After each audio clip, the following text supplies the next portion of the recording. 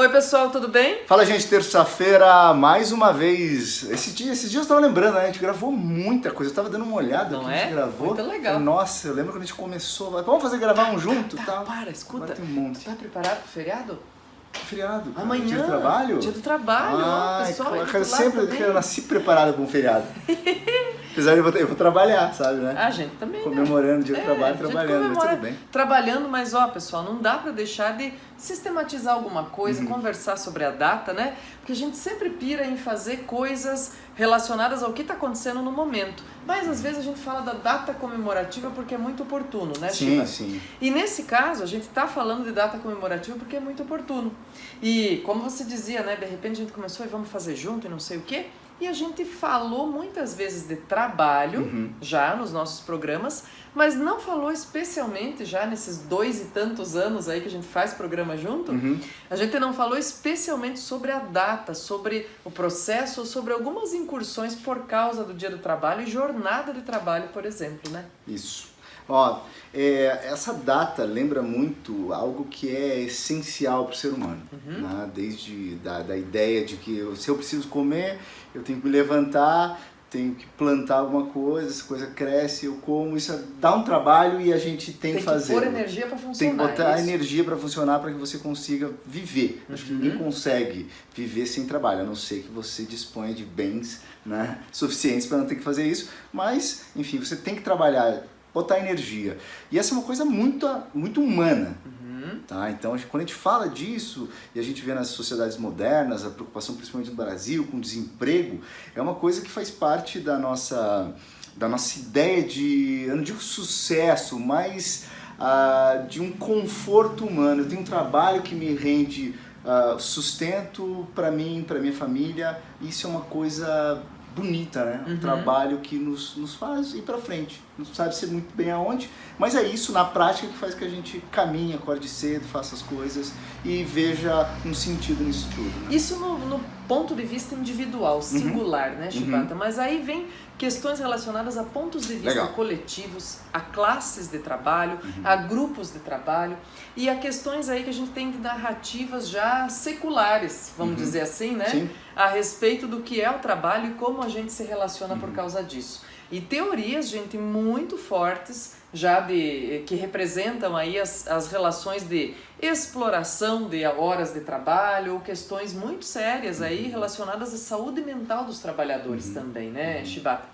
E a gente vai ter uma discussão muito forte pós-revolução industrial. Por causa disso, por causa das máquinas tomando o lugar das pessoas e tudo isso que vem em decorrência da transformação ou da primeira transformação geral dessa força de trabalho, da força mecânica de trabalho, né? Agora, Chiba, sabe o que? A gente cortou hoje um pedaço aqui de coisas, de ideias, que vem de 40 anos para cá, sabe? E a gente vai centralizar nossa discussão, pessoal, com um ponto de partida na China. Porque assim, vou deixar aí no nosso esqueminha com os links e tudo mais, mas vou deixar também o esqueminha que a gente sempre faz recortando o que é mais importante, gente. O tal do título, 996 ICU. O que vem a ser isso? Eu não conhecia essa sigla, achei bem Talvez o interessante. pessoal já tenha ouvido falar, ou tenha visto por aí, Presta né? atenção que é legal. Mas olha, gente, é uma coisa fenomenal que se diz quando a galera quer sair da censura ou dar um jeito de conseguir ter voz, olha, acontece de tudo, né? E as pessoas tentam os mais diversos meios, né, Chiba? Bom, esse tal 996 ICU, gente, nada mais é do que uma plataforma, um site, um grupo de denúncias por conta da jornada de trabalho impetrada na China, que seria das 9 da manhã às 9 da noite, 6 dias por semana. Ótimo. E o ICU aí no final é a sigla em inglês de Unidade de Terapia Intensiva, né? Quer dizer, se você faz 996, você vai para UTI. Você vai para UTI. Essa E aí, pessoal, nessa plataforma que tá girando conteúdo aí pelo mundo todo... Foi a mais baixada. A mais baixada nos últimos meses, né? Porque assim, a galera ficou curiosa e começou a circular, gente, o que tem de depoimento, olha, não tá assim no registro. E todo mundo depondo com nome fictício, tudo isso, trabalho fictício, porque também não quer se complicar. Daí diz, tá, mas o que isso tem a ver? Como assim se complicar? Como é que eles passaram da censura? Veja só, a censura não pega essa plataforma porque ela tá atrelada a um outro processo, a uma outra plataforma, a uma outra, vamos dizer assim, circunscrição da web, que depende, ou de que as empresas dependem, inclusive, para vender seus produtos. E aí tem um monte de nominhos aqui, pessoal, porque tem a ver com isso, né? O site da Alibaba, que é o que mais vende para o mundo inteiro, o dono se transformou num grande defensor desse 996, né? E disse assim, quem não tá afim é porque não quer defender, de fato, o crescimento da China, a força produtiva que a gente tem e tudo isso. Bom, diz, olha, gente, será que isso aí é o futuro do trabalho? Primeiro que isso aí é uma prática velada, tá? Ela acontece assim ilegalmente, sabe, Shiba? Por quê? Porque eles têm uma jornada de trabalho de 40 horas regulamentada na China, né? Só que daí começou um lance muito interessante que o pessoal denuncia nessa plataforma, dizendo assim, se você sai mais cedo, ou se você sai às 6 da tarde, vamos supor, todo mundo começa a te olhar torto. Quer dizer, as pessoas criaram uma cultura de que tem que ficar das 9 às 9, embora isso não seja regulamentado. Olha que aquela censura velada, né? O sujeito olhando, falando, pô, esse aí não tá afim. Isso aí tem traços de distopia, não tem? Tem, né? Muito fortes, assim, né? A gente fica pensando... A gente ri, mas é de nervoso. E foi legal, porque essas coisas começaram a mudar, esse site começou a receber as denúncias, e pela primeira vez forçou os donos dessas empresas a se manifestarem sobre isso. Porque como era uma coisa velada, não era uma imposição da empresa, ficava aquele diz que não diz, que será que eu tenho que obedecer, será que eu não tenho? Então você não tinha muito com o que se opor. Ou será que existe, será que não existe? Agora eles vieram a público falar, eu acredito nessa jornada de trabalho.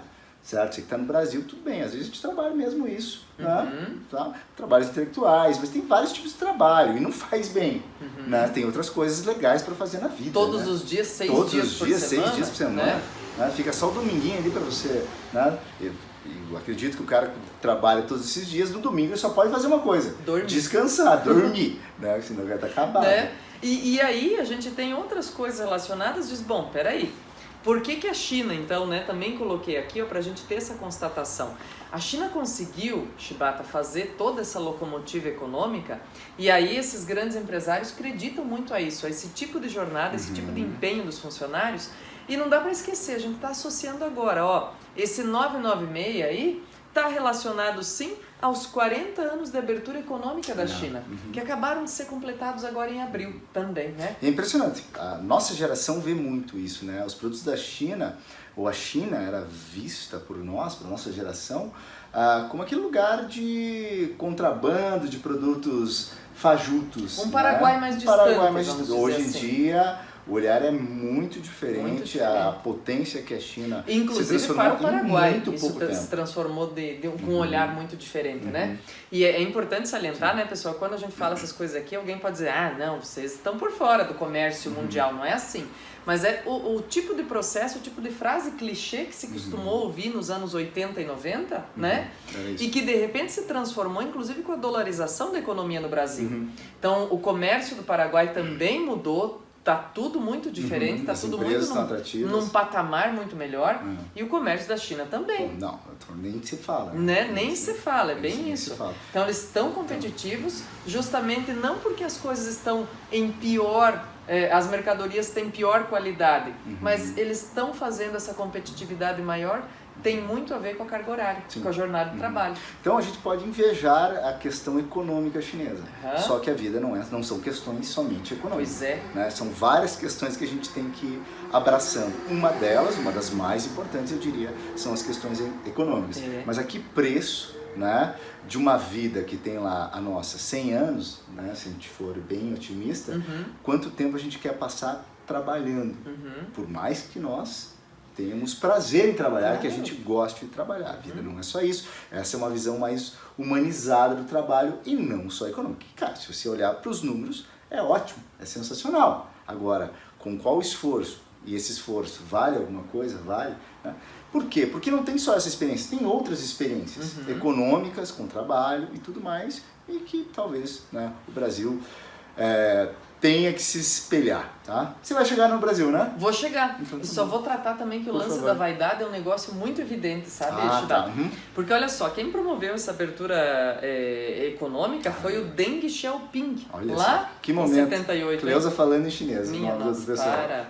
Eu pronuncio do jeito que eu sei, gente. Vamos lá. E agora, quem está no poder é o Xi Jinping. Bom, o Deng Xiaoping tinha cuidado para que os próximos presidentes tivessem assim uma questão relacionada ao poder até de humildade, para que não fosse assim, pode ficar no poder o quanto quiser. E o Xi Jinping já andou mudando algumas leis, Chibata, para poder se perpetuar no poder. Aí tem uma exposição que está falando desses 40 anos de abertura econômica na China, no museu deles. Tem, assim, uma exposição grande, só que o Deng tá assim, ó, relegado à marginalidade, no cantinho. E foi graças a ele que essa promoção de abertura se deu, né? Quem é o grande, vamos dizer assim, protagonista é o Xi Jinping. Então é bom ficar de olho também, porque essa questão pode se transformar numa belíssima discussão sobre a autocracia aí, né? Bom, daí a gente vem pra cá, vamos pro nosso cenário, né, gente? Não dá para esquecer também, a gente já fez atualidade sobre isso, exatamente sobre a reforma trabalhista no Brasil, que aconteceu lá em 2017. Então a gente já falou disso. Tem coisas que a gente vai descobrindo porque não são do nosso dia a dia, como por exemplo as questões relacionadas à indenização previstas na reforma, né, Chibata? Que acabaram surgindo aí como comentários e notícias na televisão, nos jornais, por conta de Brumadinho também, o tipo de indenização que a reforma previu, que mudou tudo isso. Nossa CLT, que está com mais de 75 anos, né, a consolidação das leis trabalhistas. E olha, nós estamos aqui, véspera de feriado, chegando até você, com um balanço do trimestre em relação à economia e ao trabalho que não é muito satisfatório não no Brasil. A gente tem a notícia aí, véspera, pertinho do Dia do Trabalho, gente, de que em março o Brasil fechou 40 mil vagas com carteira assinada. Claro, diz, não vamos falar, né, Chibata, numa questão assim apocalíptica, mas vamos pensar, puxa vida, é uma referência, pessoal, que relaciona trabalho e dignidade e que a gente precisa ficar esperto no sentido de dizer assim, que tal a gente refletir melhor sobre nossa preparação, sobre o mercado de trabalho, sobre o futuro do trabalho? Precisa, olha, Dia do Trabalho para fazer isso também, né? Então e o que você conta de literatura pra gente? Olha, quando a gente fala de trabalho, eu falei, cara, eu não consigo escapar de uma referência muito legal, né? No século XIX, a gente começa as transformações burguesas, assim, pelo menos as transformações burguesas, e elas vão parar por conta do romantismo e depois do realismo na literatura. Esse grito burguês vai se espalhando e vai criando essas diferenças, esse choque que era uma novidade naquele momento. Trabalho nas indústrias, né, recém-formadas. Então, você, desde de Oscar Wilde, se pegando, passando por toda a literatura inglesa, né, aquele cenário de pobreza, gente em fábricas, vindo um pouquinho mais para diante no Brasil e na França, a gente tem o naturalismo do Azevedo, né, que vai fazer um trabalho fantástico com o Curtiço. Muita gente conhece isso daí do ensino médio, a Luiz de Azevedo, né, falando sobre uma mina onde as pessoas trabalhavam, uma pedreira, desculpa, né, onde as pessoas trabalhavam e tiravam seu sustento. Do lado dessa pedreirinha, né, tem um cara que ia se dar muito bem na China, tá? Que é o João Romão. Esse trabalhava 24 por 24 por 24 por 7, né? Todo dia, toda hora, qualquer hora.